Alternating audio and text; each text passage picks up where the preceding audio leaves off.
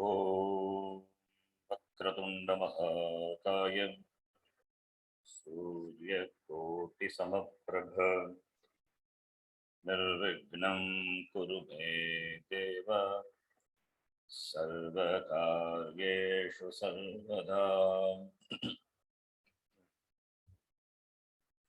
सरस्वती नमस्तुभ्यं वरदे कामरूपिणे विद्यारम्भं करिष्यामि सिद्धिर्भवतु मे सदा।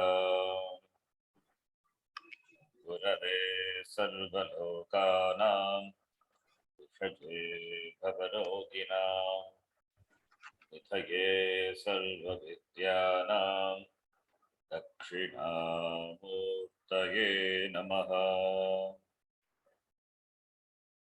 ईश्वरो गुरुरात्मेति मूर्तिभेदविभागिने व्योमवद्व्याप्तदेहाय दक्षिणामूर्तये नमः। सदाशिवसमारम्भां शङ्कराचार्यमध्यमाम् अस्मदाचार्यपर्यन्तां वन्दे गुरुपरम्पराम्। शङ्करं शङ्कराचार्यं केशवं बादरायणं सूत्रभाष्यकृतौ वन्दे भगवन्तौ पुनः पुनः। श्रुतिस्मृतिपुराणानाम् आलयं करुणालयं नमामि भगवत्पादं शङ्करं लोकशङ्करम्।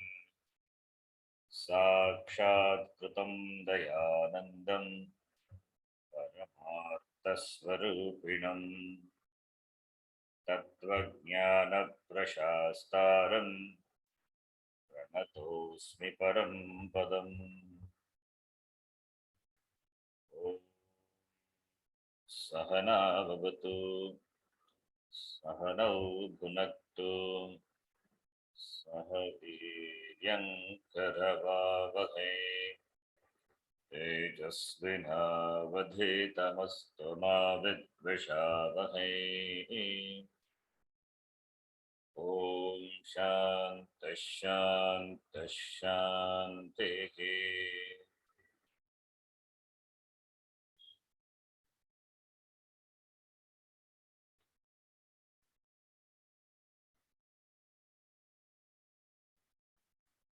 Today we will take up the new text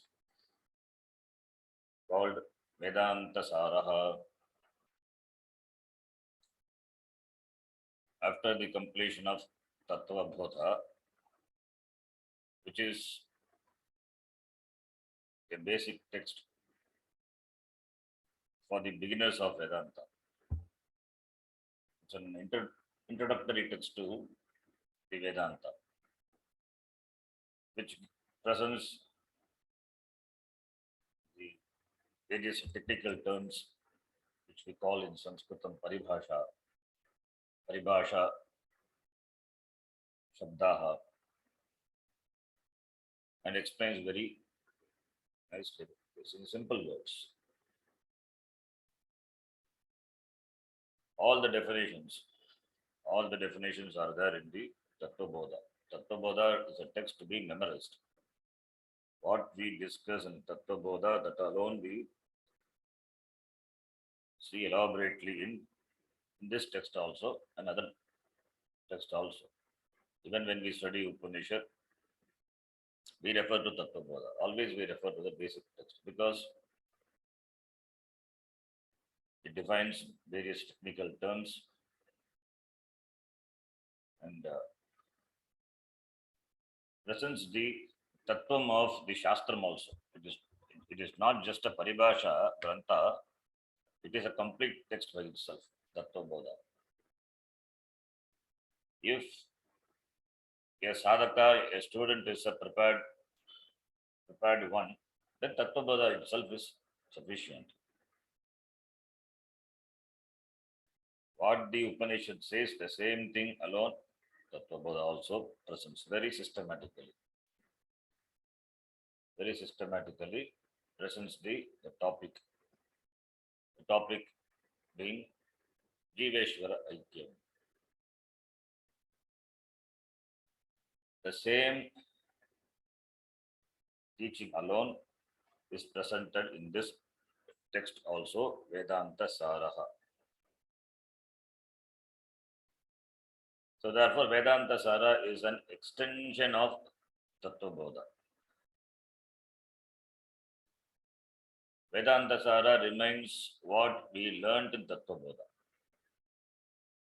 So the name of the text is different, but the content is same.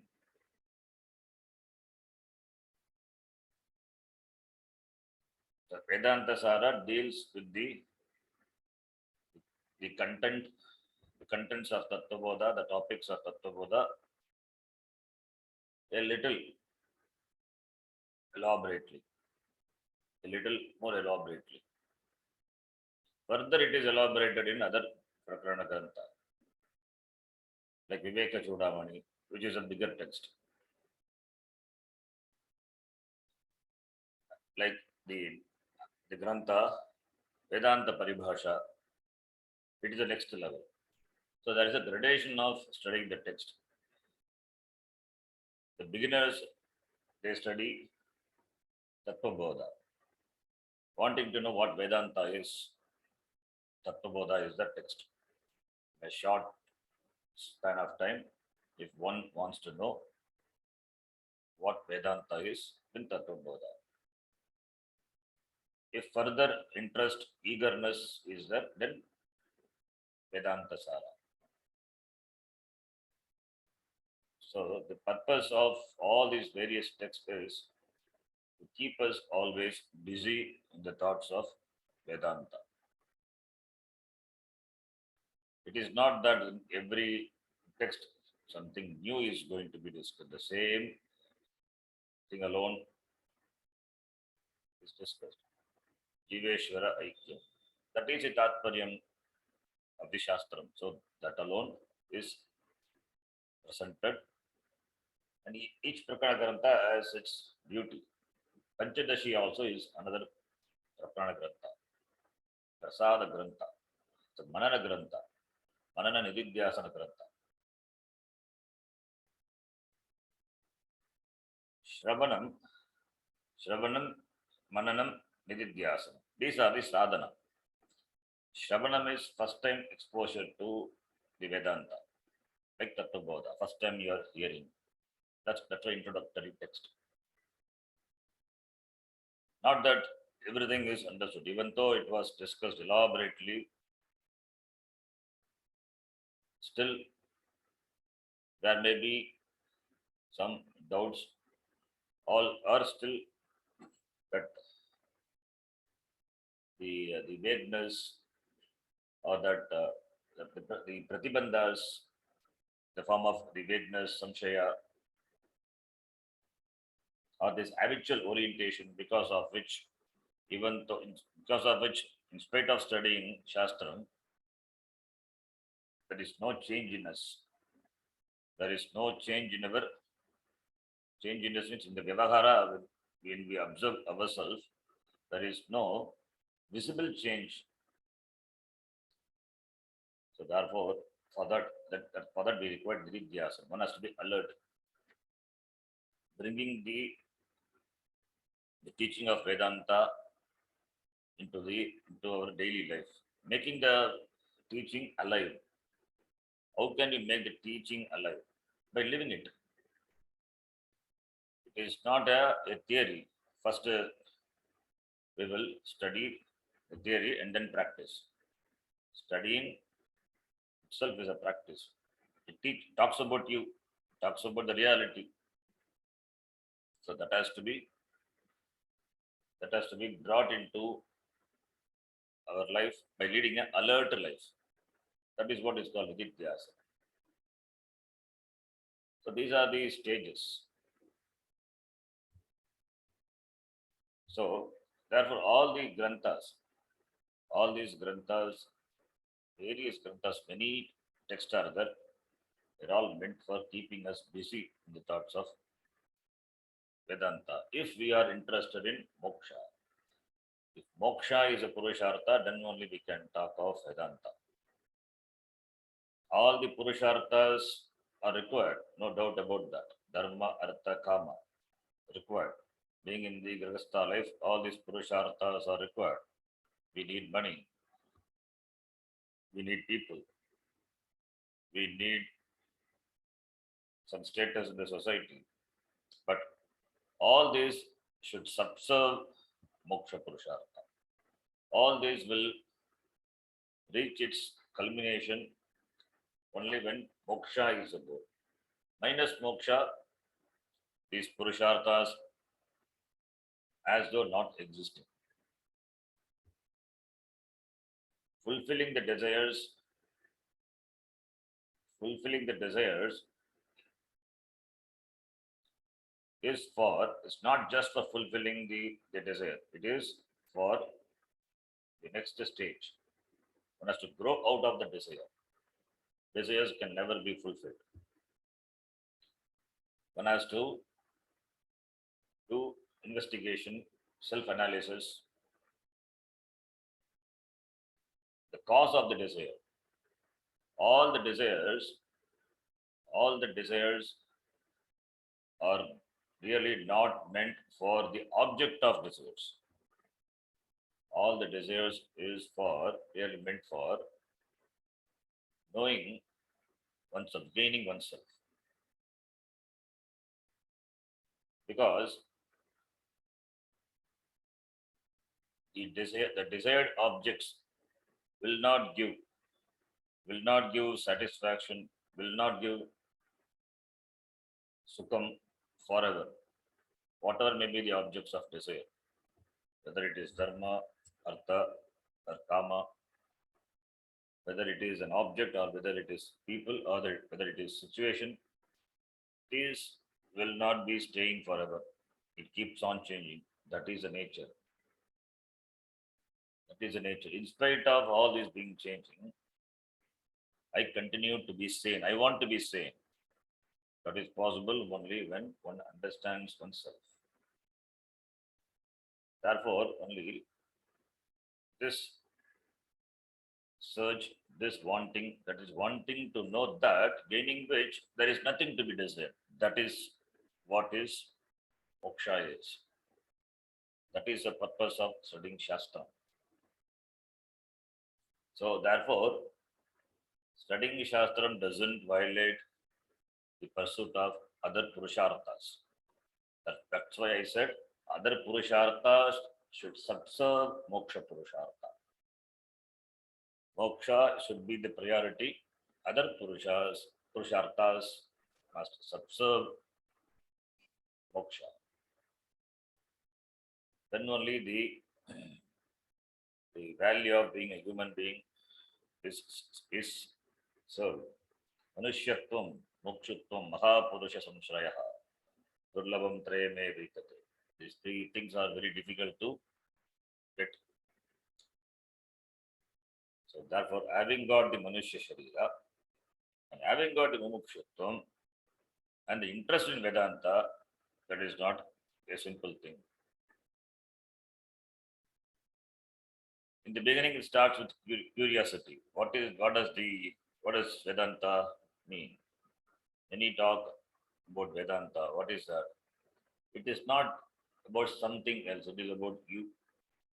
In fact, it is self autobiography of you, the real nature of you. The life, what we lead in the world, not knowing oneself, ourself it's not the real one. It is mithya. It is unreal.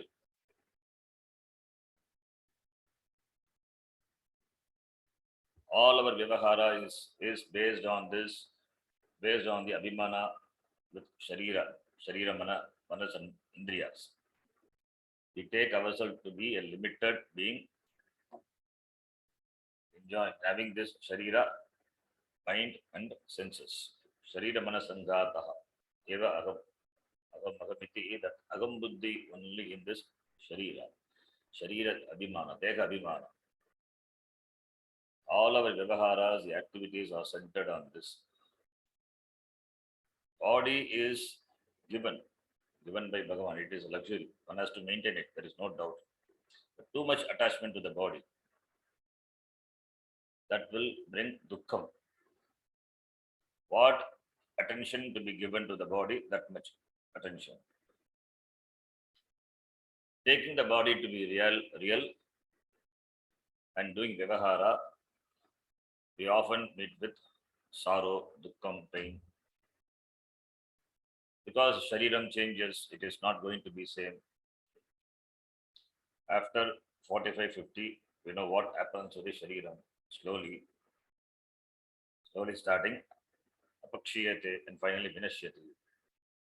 Then we may sit and think what we have been doing all these days.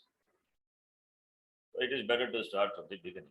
Start this analysis, start this study, so that whatever happens in the Shariram, it can just be a witness, a sakshi, which is me, which is myself. So that is the teaching, and that is myself, and that who is that me?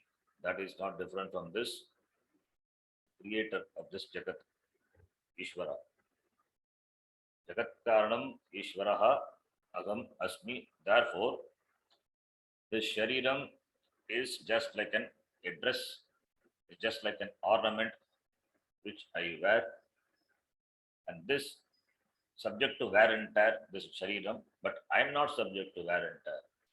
Agam Siddha Atma Chaitanyam, one with Brahma. I don't come and I don't go. I am stay forever.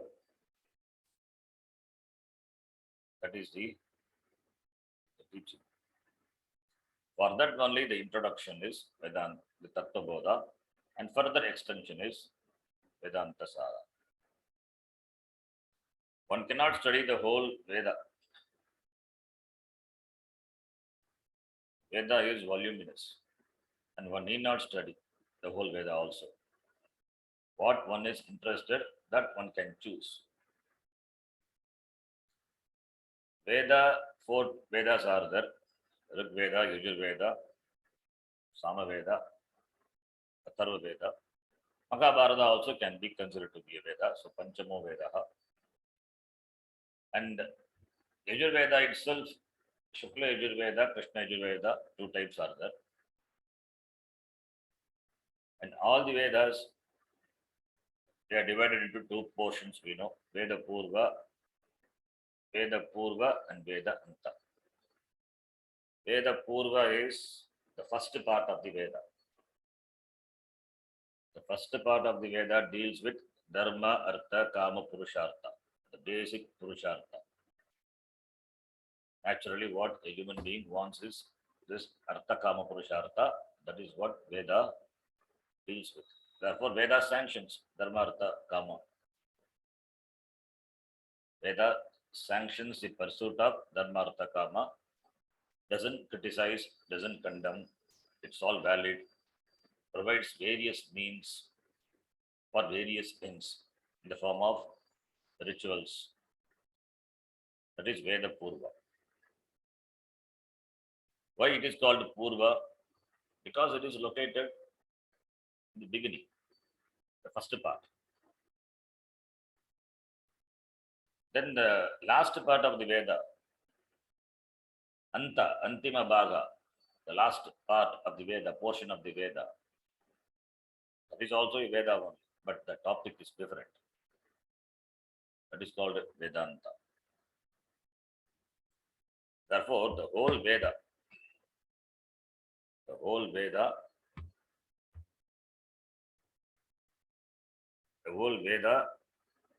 is divided into 2 parts, looked upon as 2 parts: Veda Purva and Veda Anta. The Veda Purva is for gaining the limited Purushartha, Dharma, Artha, Kama, Purushartha.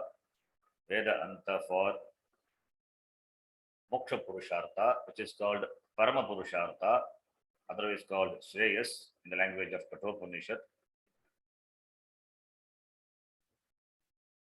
gaining which there is nothing to be gained because it is the end portion of the Veda. After that, nothing is there, nothing to be gained. So that is the end. So Vedanta, we say Vedanta, the name, it is a positional name. It is the end part of the Veda. Vedanta. In Vedanta, what is there? Upanishads are there. That is why Upanishads are also called Vedanta. At the end of the Veda, Upanishads, since Upanishads are present, therefore Upanishads are called Vedanta. So Vedanta or Upanishads all mean the same. If you take the word, this Vedantasara, Veda Anta Saraha, three words are there. Veda. What is Veda? Veda, the word is derived from the dhatu, with jnane. With jnane. Ishta prapti, anishta parihara yogo, laukikam upayam, yaha grantaha vedayati, upayaha. Yaha grantaha vedayati, saha vedaha. So vedayati iti vedaha. Yaha grantaha vedayati, saha vedaha. What? Ishta prapti, gaining the ishta, gaining the desired things. That is dharmartha, kama, purushartha, otherwise called preyas. Anishta parihara yoga, that is also anishta. What is not desired? For that, the action meant for nullifying it, cancelling that. That is laukika. Alaukikam api. Alaukikam in the form of Swargaloka Prapti, etc. Upayam, Yaha Grantaha Vedayati, Saha Vedaha. This is defining the Veda from the standpoint of Veda Purva. But Vedanta also it is that is also the Upaya for gaining what? For gaining moksha. Vidyante, Jnayante, Labhyante. Yebihi Dharmadi Purushartaha iti Vedaha. So that by which Dharmadi Purushartha, Dharma, Artha, Kama, Moksha Purusharthas are known. That is called Veda. So therefore Veda is a means. Means for knowing, means for gaining. That is why it is Pramanam. Pramanam means, means of knowledge. Means of knowledge is called Pramanam. Praprashena miyate, nyayate, anena iti Pramanam. So Shastram, Veda is a Pramanam. Purva Bhaga as well as Antima Bhaga, both are Pramanam. But the subject matter is different. Purva Bhaga is also the means for both the Laukika as well as Alaukika Vishaya, that is a Pramana. Papa, Punya, Sargaloka, Alaukika. Pramana. Veda is a Pramana. Presenting various rituals for the known ends as well as the unknown ends, Veda is a Pramana. Purva Bhaga is a Pramana. And Antima Bhaga, Vedanta, that is a Pramanam for knowing oneself, knowing the reality. That answers all the basic questions what a person has before entering into Vedanta. A person will have the basic questions. What is this Jagat? Who created this? What am I doing here? What is the purpose of life? Why did I come here? What will happen to me after death? Along with the along with this shariram, when it dies, I mean, will I also die? Where will I go? And what will be the afterlife experience?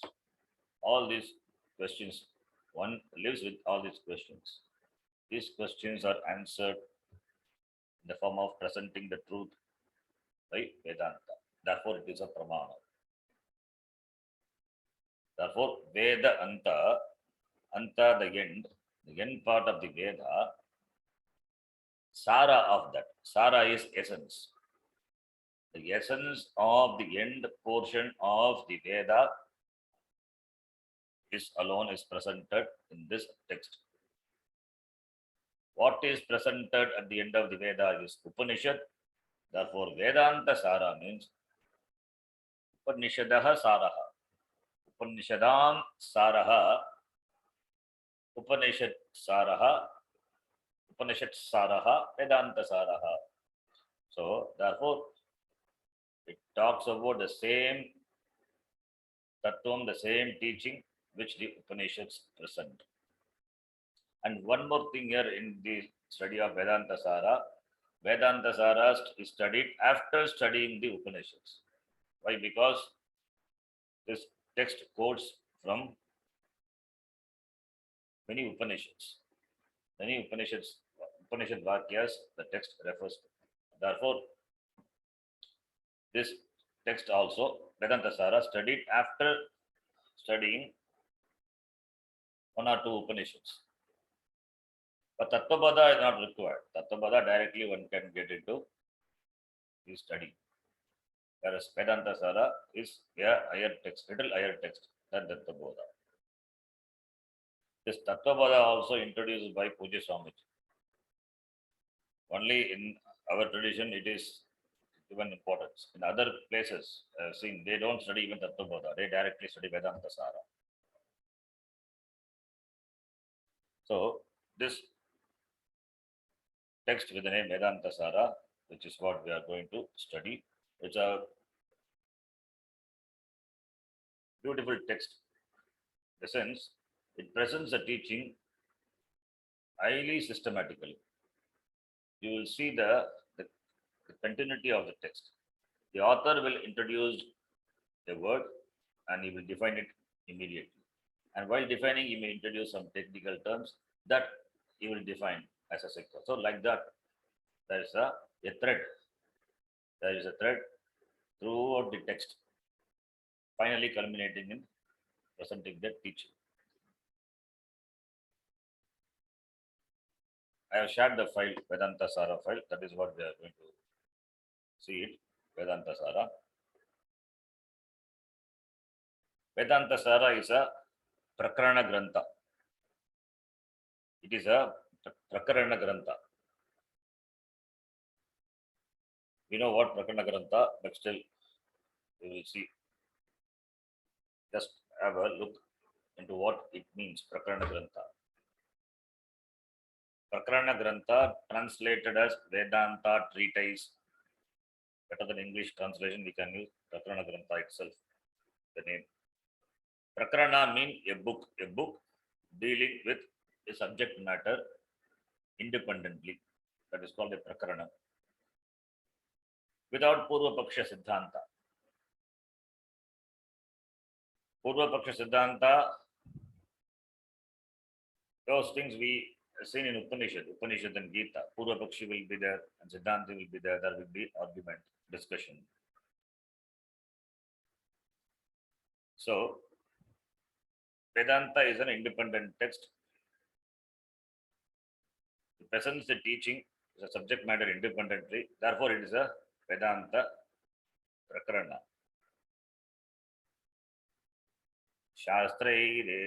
शास्त्रैकदेश सम्बन्धं शास्त्रकार्यान्तरे स्थितम् आगुः प्रकरणं नाम ग्रन्थभेदं विपश्चितः. What Prakarana Grantha is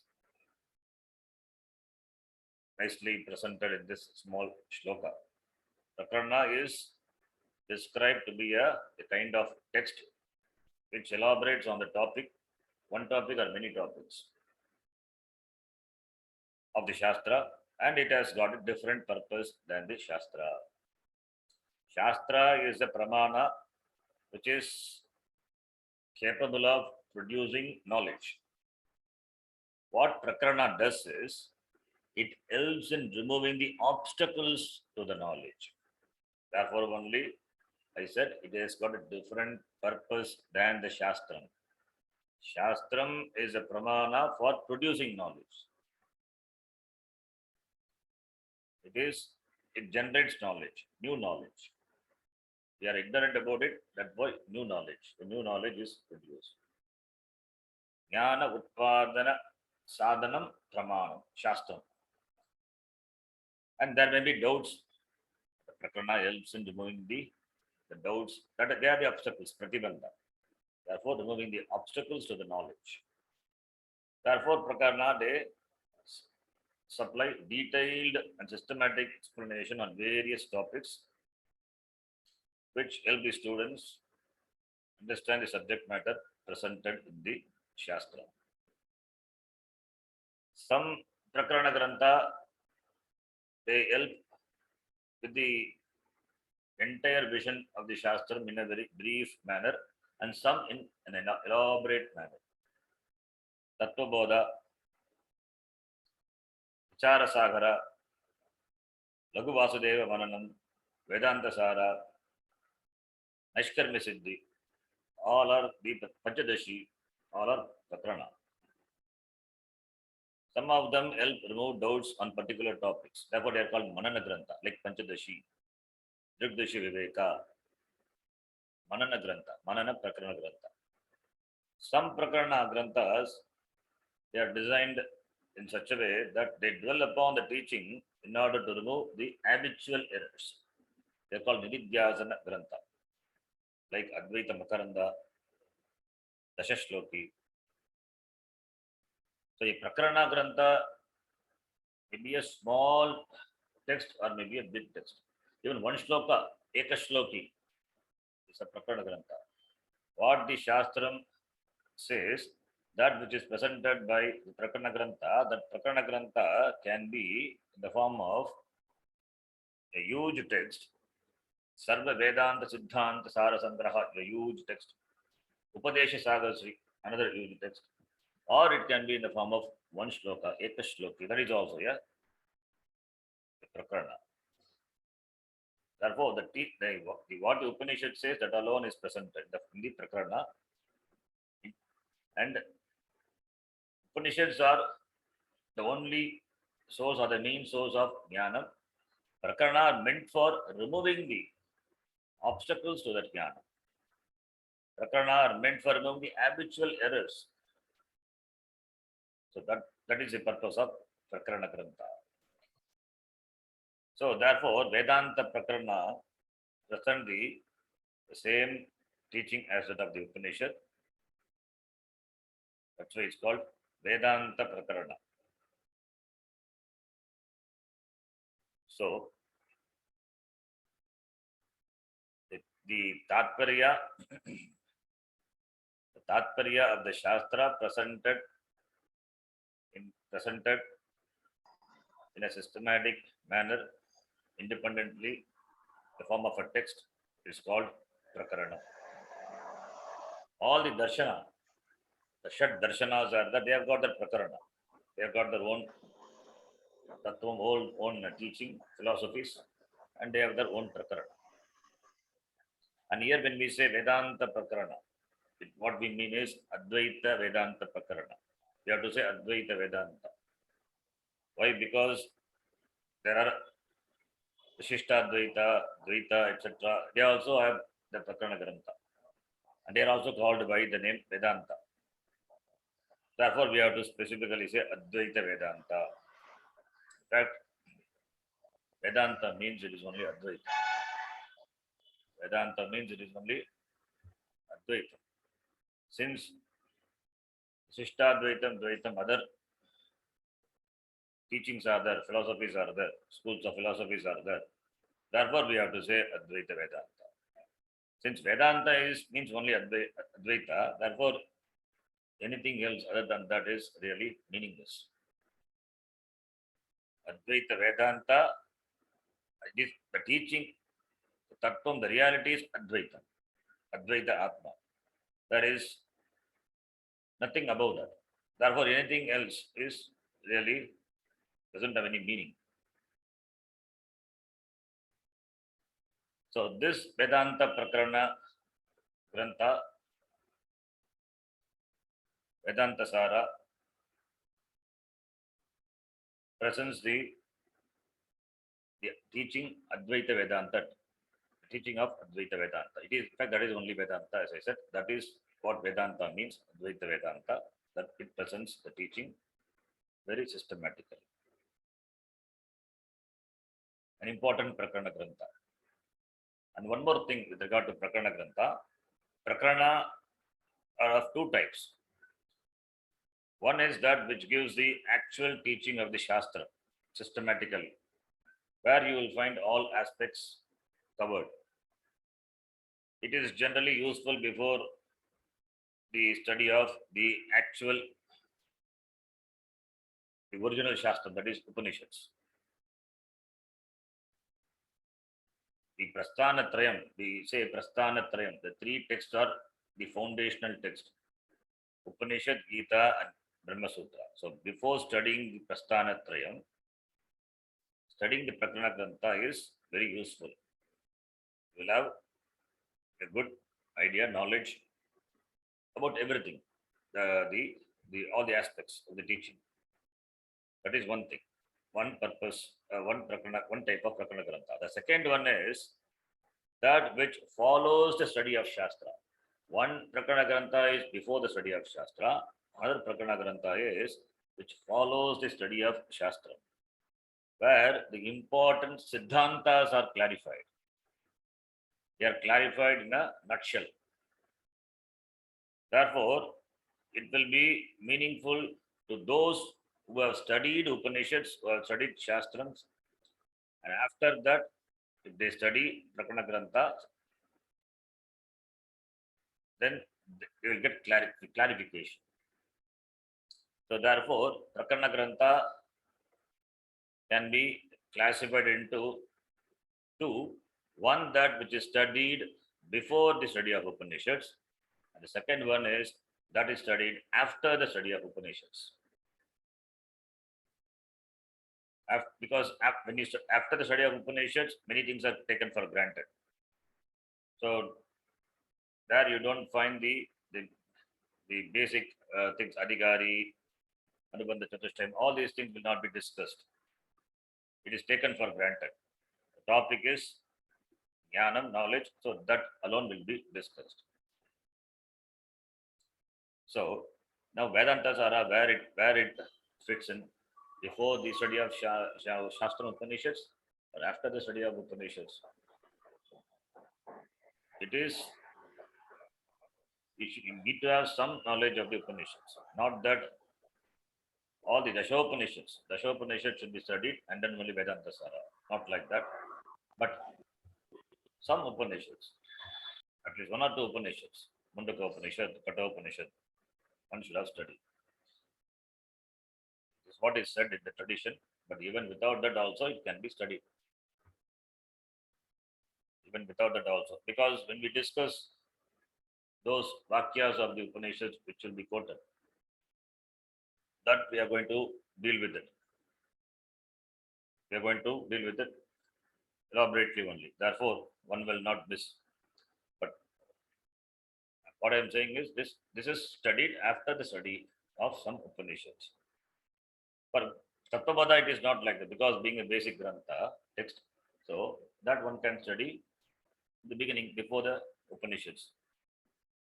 Naishkarmya Siddhi, that one, Siddhi Grantha, to be studied after the Upanishads. Panchadashi, that also to be studied after the study of Upanishads. Again, there also, one need not study all the Upanishads. Need not study means one need not have the knowledge of all the Upanishads. One can study Upanishads later, all the Upanishads later, but one need not have the knowledge of all the Upanishads, but at least one or two Upanishads one must have studied and those they can study Panchadashi, Vedantasara, etc.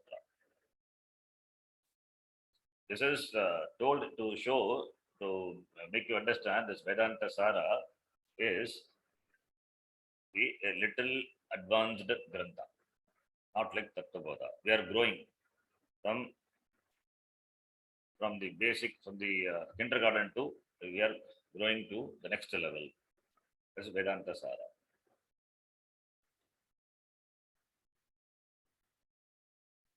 If it is to be studied after the study of Shastra, then you may ask, why should we study them after the study of Shastram? Shastram is a pramana which reveals the truth. But problem is, Upanishads Upanishad do not reveal the truth in a way what we expect. Upanishads uses the language of contradiction. It reveals the tattvam, the truth, in an indirect manner. We need the text of Mimamsa analysis. Shastra study involves Shad Linga. It involves Shad Linga. After that, we understand ultimately the intent of Shastra. Whether Shastram as a Pramanam is telling the truth that you are the truth, what you are seeking, or you are a limited jiva. From the Shabanam, we arrive at the Advaita Tattvam as revealed by Shastram. Therefore, when the Shastram says, when we accept Shastram as a Pramana, there should be Pramana, that Pramana, Shraddha in Pramana. In Shastram, one should have Pramana. That Shastra talks about the truth, Advaitam. Dvaitins also use the same Upanishad.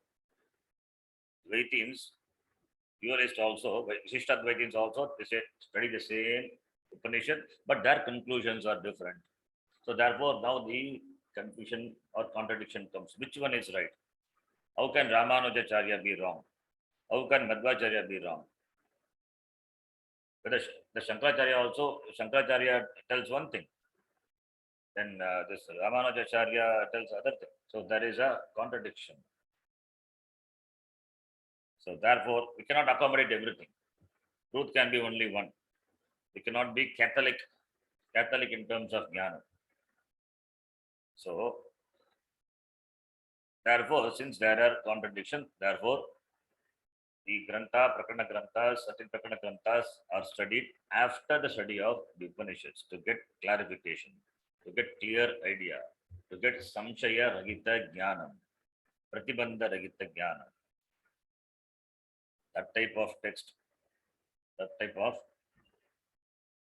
we can, this is Vedantasara. Not like Panchadashi, but to some extent, Vedantasara clears the doubts, presents the teaching systematically. Even though it is not a Nididhyasana Grantha, but it's a text presenting the teaching systematically. Therefore, whatever the doubts one may have, the study of Tattvabodha, that may be clarified. That may be clarified in this, the Vedantasara. After Vedantasara, still one has doubt. Then one can study other where it is further elaborated, like Viveka Chudamani or Panchadashi, etc. So therefore, the purpose of the study of Vedantasara is to get a clear knowledge of what the Shastram presents. That is the intent of the study. And this text, Vedantasara, it was written by Sadananda Yogindra. Sadananda Yogindra Saraswati. Sadananda Yogindra, that he said that he lived in the middle of the 15th century. Sadananda Yogindra's guru is Advayananda Saraswati. That the author, you will see the Prarthana Shloka, he mentions the name of his guru, Advayananda Saraswati.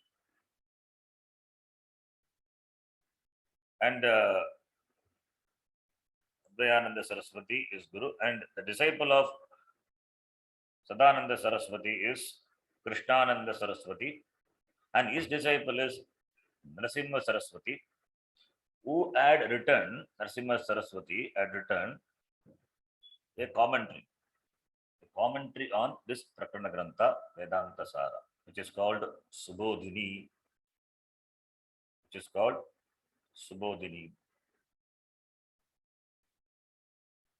and it is probably would have been written in the 16th century. The time period of Sadananda is 15th century, therefore it must be later. And the author of their text, Vedananda Saraswati, he refers to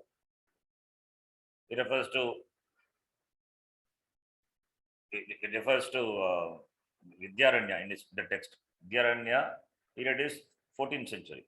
Therefore, after Vidyaranya, the author of Panchadashi, author of Durdashi Viveka, the great Vedantin plus Tapasvi. So, after Vidyaranya, this Sadananda Yogendra Saraswati must have lived, and since Narasimha Saraswati, who lived in the 16th century, wrote the commentary, therefore we can say that the author lived in the 15th century. Subodhini is one commentary.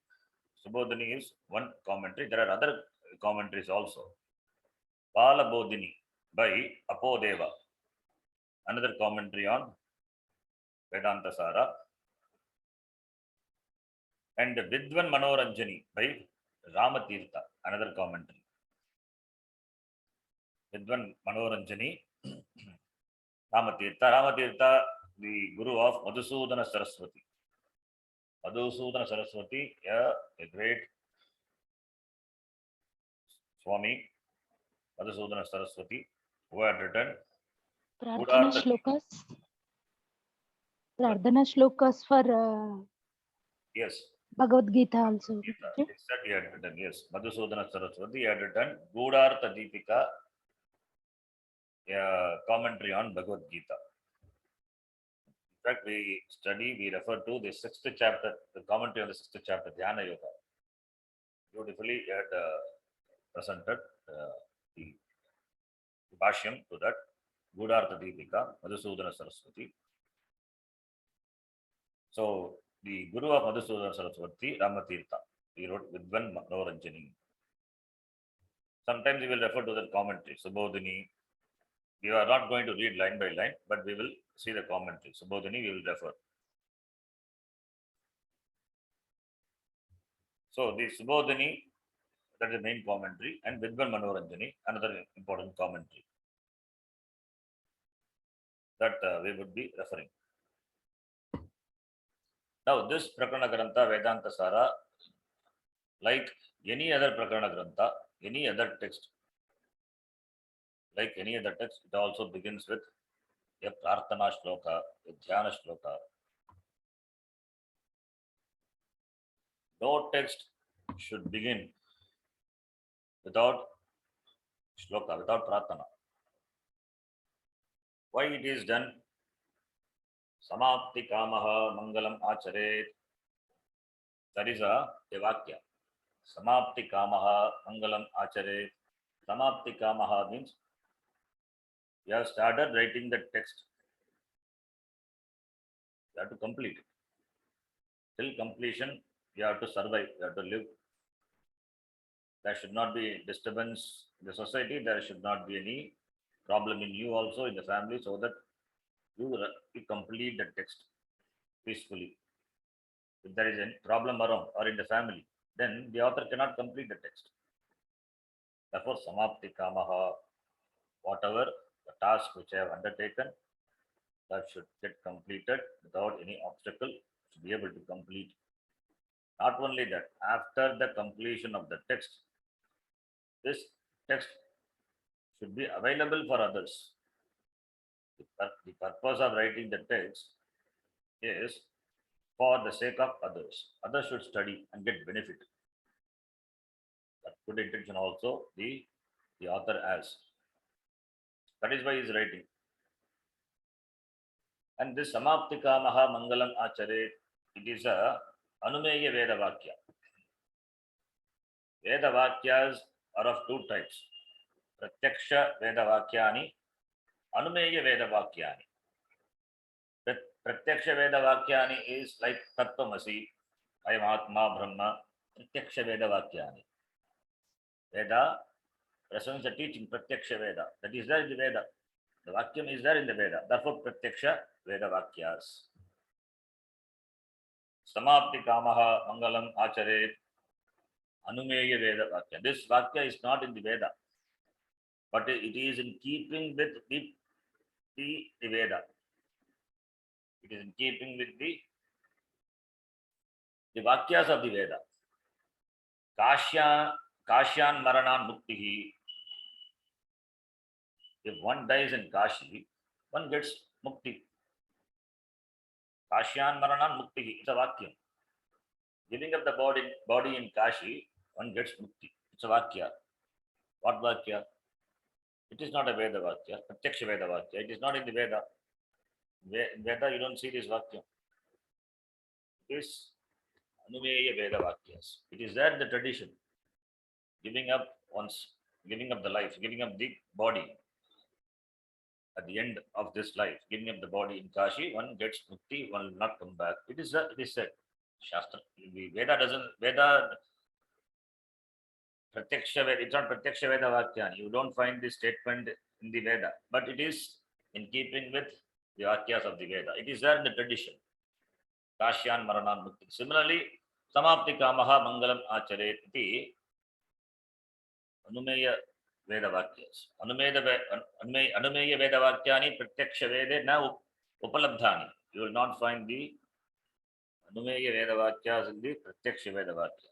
It is there in the tradition. Paramparaya Shutam Eva. It is heard in the Parampara. That is why Parampara, Sampradaya is very important. In Sampradaya, it is said. We don't doubt the Sampradaya. Sampradaya is there, therefore the teaching is alive. If Sampradaya is not there, then everybody will have their own conclusion, own teaching. They all become self-gurus. Each will study the Shastram on their own, or without the study of the Shastram, one becomes a guru and starts teaching. Parampara, Sampradaya, it's important. Therefore, there are certain Vakyas which are said in the Parampara. It comes through the Parampara. Paramparaya Shutam. Samapti Kamaha Mangalam Achare. It is Paramparaya Shuta Vakyam. It is. Mangala Charanam. Mangala Acharanam. It is a sadhanam. For what? Karya Samaptihi. For the completion. That is a palam. So the sadhanam is a sadhanam, a means is there. A means for what? For gaining the result. The means are meant for gaining the end. The means without the end or end without the means not there. Means is there, means there is an end.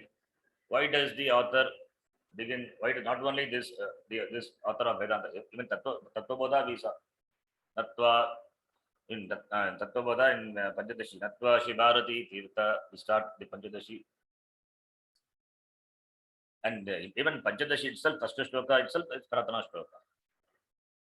Vasudevendra Yogindram, Tattvabodha it is. Sarva Vedanta Siddhanta Gocharam Tamagocharam Govindam Paramanandam Sadgurum Pranatosmyaham Viveka Chudamani. Pratana shloka. Even in Vyakarna Shastram, there is a invocation prayer. Vriddhi Radhait Vriddhi. All these are Mangala Charanam. Mangalacharanam is a sadhanam for the phalam karya samapti, for the completion of the task. It is therefore in the tradition you will find the text always beginning with Mangala Shloka, Prarthana Shloka. The text which doesn't begin with a prayer should not be studied. Therefore, you will find invariably all the authors in the tradition, they begin the text with the Prarthana. And the Prarthana could be in the form of a shloka or in the form of a word. It can be one word. The sutra text, you don't find a shloka. Atha Atato Brahma Jignasa Atha Mangala Shabda Brahma Sutra. Atha Yoganu Shasanam Atha Mangala Shabda Patanjali Yoga Sutra. And therefore, whether it is one word or in the form of a shloka or in the form of a prose, whatever it may be, that Mangala Shloka must be present. Grantasya Avijnana Parisamapyartam Mangala Shlokaha. That may be in the form of Guru Aradhanam or Ishvara Aradhanam or Vastu Nirdesha. Vastu Nirdesha Mangala Shlokaha. So, Mangala Shloka could be what is written. That could be in the form of offering Namaskara to the Guru. Namaskara to the Guru or to the Ishvara, or Namaskara to the Vastu. Vastu is Brahma. So, therefore, Mangala Shloka is the must. And here the author also, he follows the tradition. Sadananda Yogendra Saraswati also begins the text with the Mangala Shloka. Therefore, he adheres to the tradition, beginning with the Prarthana Shloka that we will see today. Then repeat. This text, Vedantasara, I have sent to your WhatsApp group. You can see. This is what we will refer. We will take only the English, Sanskrit or Shloka only. English, but we will not see. Because certain words we are not comfortable with the translation. Therefore, we will avoid. Why we avoid? Because it may convey, it may convey or it may produce some. Already we have some preconceived notion about certain things. So therefore, it will reinforce. Therefore, we don't want to use that. What we are doing is we are reprogramming. So therefore, certain words what we use without knowing what it means, that we have avoid. We are conscious about using the words. Already we have got some idea, some conclusion about ourselves. Therefore, we don't want to reinforce the wrong conclusion. Therefore, we avoid using those words. That's why I said we will not refer to the English translation. We can just see whenever it is required. Now we will read this shloka. Akhandam Satchidanandam अखण्डं सच्चिदानन्दम् Manasgocharam अवाङ्मनसगोचरम् Atmanam Akhiladharam आत्मानमखिलाधारम् Ashraye Bhishta Siddhaye. आश्रयेऽभीष्टसिद्धये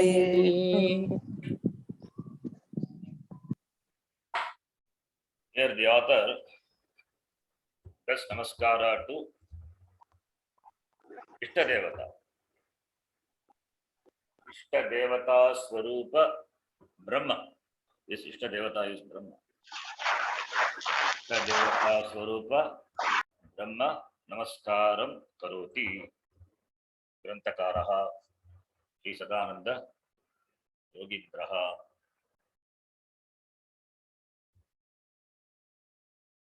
Atmarupa Brahma Namaskaram Karoti.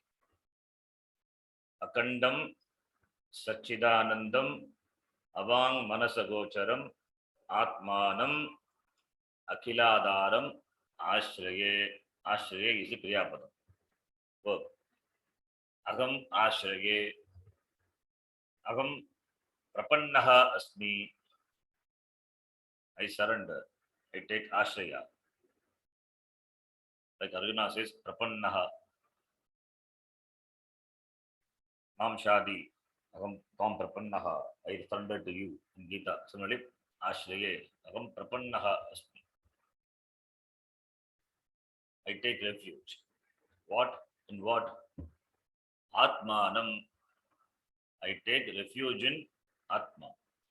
Atma is oneself, myself. How the author can say myself is so arrogant. That is, he takes refuge in himself, not in others.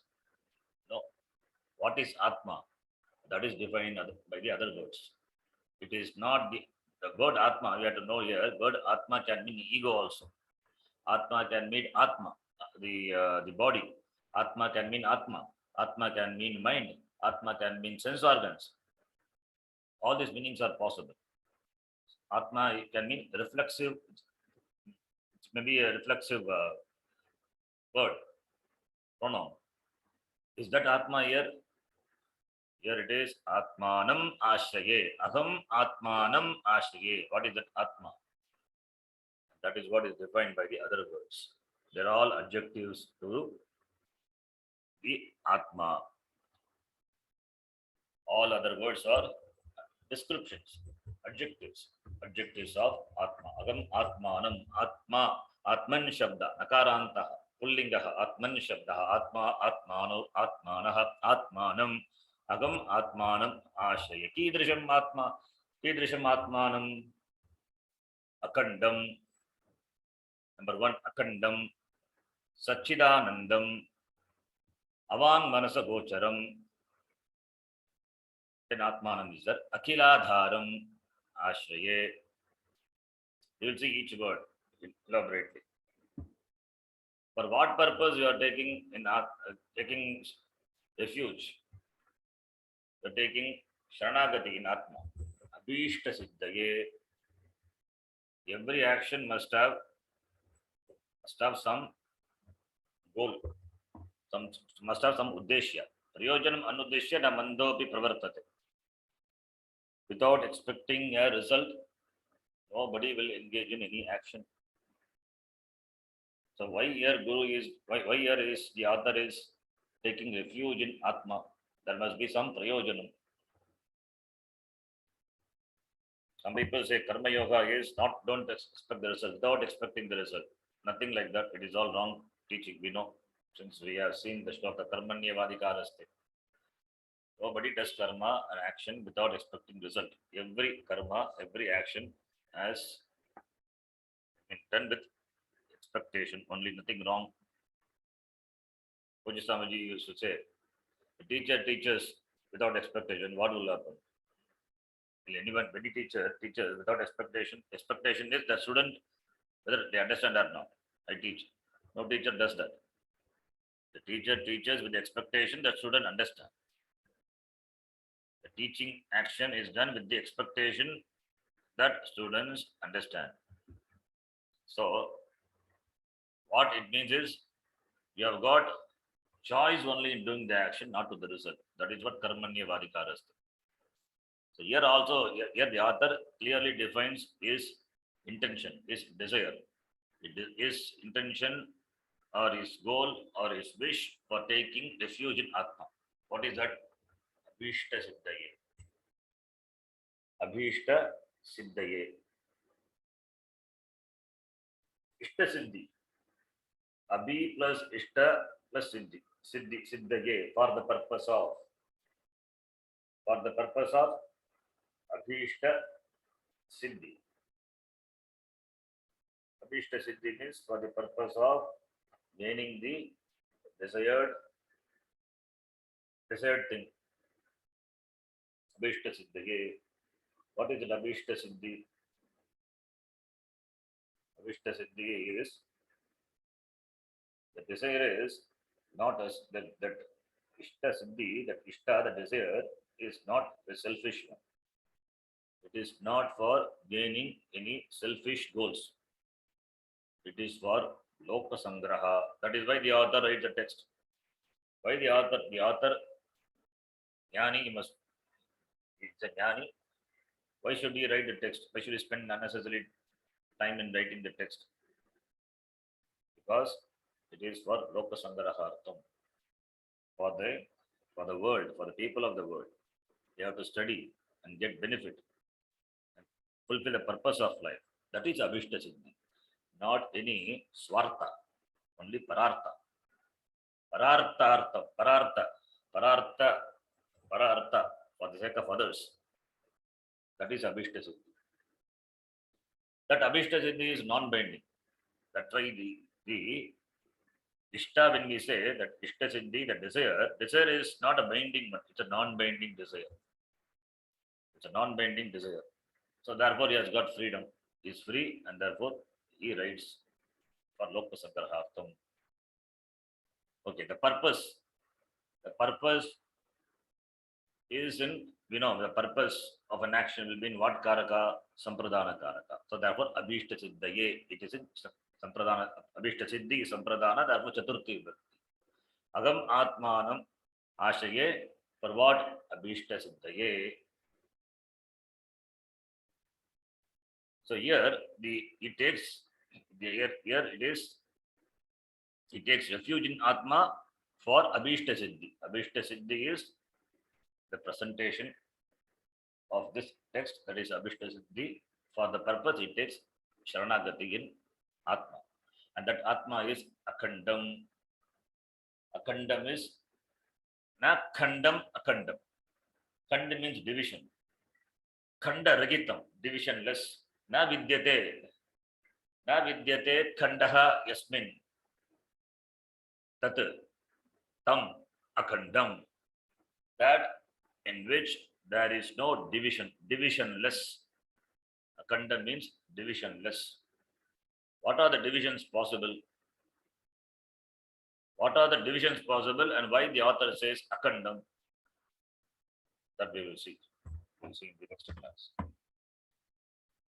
Om Purnamadah Purnamidham Purnat Purnamudachyate Purnasya Purnamadhaya Purnamevavashishyate. Om Shanti Shanti Shanti. Harihi Om Shri Gurubhyo Namaha. Harihi Om. Dhanyawada Guruji. Harihi Dhanyawada Om. Guruji. Dhanyawada Guruji. Guruji, what is the dhatu in Ashraye? What is that? What is the dhatu in Ashraye? Ashraye, Shri Dhatu. Shri. So it is A plus Shri. Yes. But that is a noun. Okay. Dhatu is Yes. there. Dhatu is Shriya. That Dhab Ang Apurvata. You get the word, then it is declined. Namapada. Okay. Okay. Dhanyavada. Ashraya. Sorry, you were asking Ashraya. Sorry, Shamita. Okay. I thought Abhishek. Ashraya is the Dhatu. Shri Dhatu. Yes. Ang Purvaka. Aham Ashraya. Yes. Atmanipadi Dhatu. Okay. Yes. Sorry. Yes. I just confused with Abhishek. Yes. Okay. It's a verb only. Kriya Padam. No doubt. Okay. Okay. Thank you, We'll Guruji. see in the Sanskritam class that Ashraya, Aham Ashraya is Uttama Purusha Ekavachana, Latlakara. Yes. Dhanyawada Guruji. धन्यवाद Dhanyawada Guruji.